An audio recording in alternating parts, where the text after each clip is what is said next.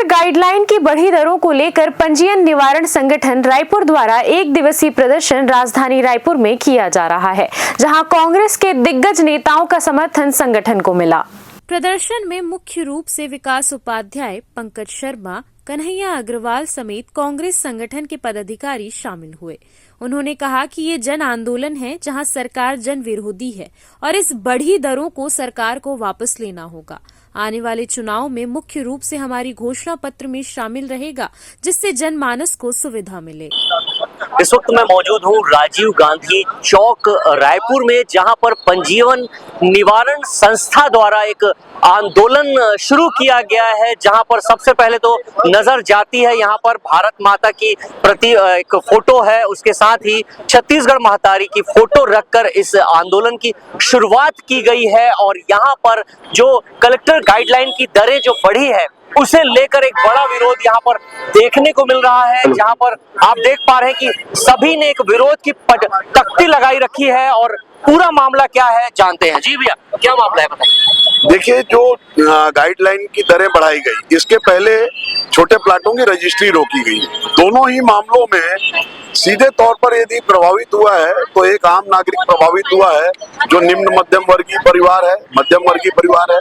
किसी तरह से आदमी घर बनाने का सपना जो आदमी बनाता है, एक जीवन का सपना होता है उसका, मेरा घर बन जाए, और वो जब घर बनाने की स्थिति में आ रहा है तो उसको प्लाट की बिक्री रोक दी गई। यदि किसी तरह से उसने जो है इनके अनुसार वैध प्लाट की बात की तो उसकी दरें इतनी बढ़ा दी गई कि खरीदने वाला खरीद नहीं पा रहा है, बेचने वाला बेच नहीं पा रहा है। यदि 10 लाख के सौदे को 20 लाख में रजिस्ट्री कराने की स्थिति होगी तो बेचने वाला नहीं बेच सकता, क्योंकि उसको जो है जो अतिरिक्त 10 लाख का ये कहना है कि दर्द केवल कांग्रेस को हो रहा है, आम आदमी को इससे कोई लेना नहीं। आम आदमी का जो दर्द और आम आदमी का जो आंदोलन है ना, वही वजह है कि माननीय मुख्यमंत्री का बयान आया कि हम इस पर पुनर्विचार कर रहे हैं।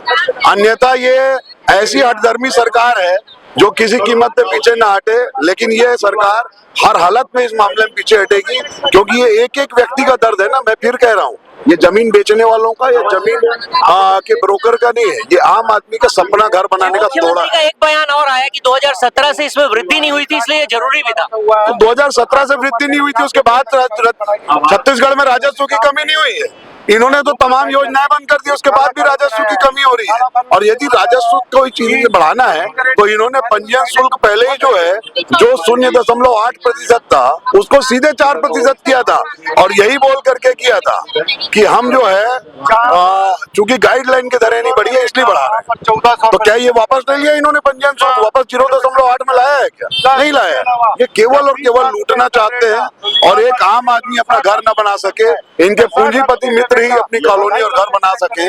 मैं तो ये कहना चाहता हूँ कि आखिर एक कॉलोनी जो है जहाँ 6,000 रुपए स्क्वायर फीट का रेट है, उसको 2,200 रुपए का जो है गाइडलाइन है, उसके बाजू वाली कॉलोनी में वही 6,000 का रेट है, तो उस एक कॉलोनी को लाभान्वित करने का प्रयास क्यों किया गया? क्या वो इनके पार्टनर हैं? कहीं ना कहीं सीधे तौर पे इस सरकार के लोगों के हित उस कॉलोनाइजर्स के साथ जुड़े हुए हैं। आगे क्या कदम उठाएंगे? लगातार आंदोलन चलेगा, और ये तो जन आंदोलन है, ये कोई राजनीतिक आंदोलन नहीं है। ये लोग बचने के प्रयास करते हैं, अपना जो कमियां है उसको ढकने का प्रयास करते हैं। जन आंदोलन है, और ये आंदोलन सरकार को झुका करके ही रहेगा, और नहीं तो जो 2018 में इन लोग जो है गति हुई, दुर्गति हुई कह सकते हैं, क्योंकि 15 सीट छत्तीसगढ़ में कभी नहीं मिली थी, वो स्थिति में लोग आए, फिर वैसा ही होगा। तो आपने देखा कि जन आंदोलन की शुरुआत तो हो गई है, और यहाँ पर जो आप देख पा रहे हैं कि पंजीयन निवारण जो संस्था है उसका यहाँ पर एक आंदोलन यहाँ पर आपको देखने को मिल रहा है।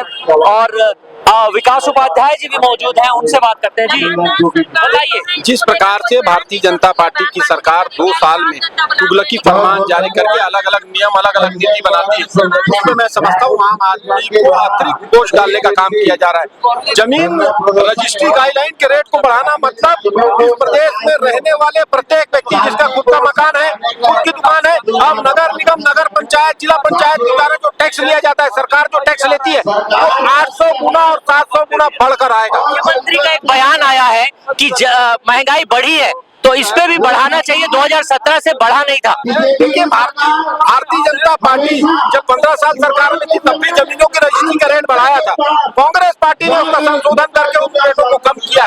वही व्यवस्था हो सकती है, लेकिन भारतीय जनता पार्टी आम जनता का आम जनता से वसूल करना चाहती है, जिसकी लड़ाई कांग्रेस पार्टी लड़ रही है। पहले पंजीयन कार्यालय का घेराव किया, संवाद कार्यक्रम जनता के बीच में बैठकें की, और इस वृद्धि का विरोध कांग्रेस पार्टी ने किया है।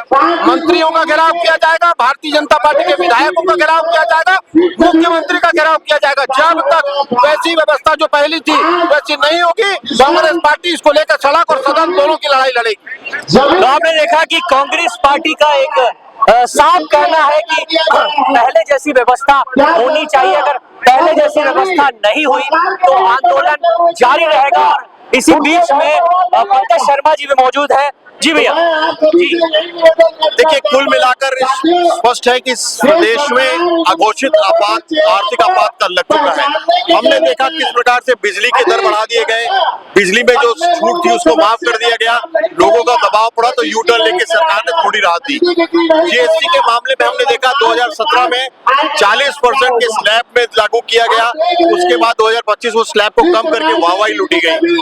कुल मिलाकर इस प्रदेश में ये सरकार जमीनी वास्तविकता को जाने बगैर अपनी बातों को लागू कर देती है। उसके बाद जब लोगों का दबाव पड़ता है तो उसको यू टर्न लेती है। सांसद बृजमोहन अग्रवाल ने भी पत्र लिखा है मुख्यमंत्री। देखिए, ये बात स्पष्ट है, ये सरकार उनके लीडर्स की भी बात नहीं सुन रही है।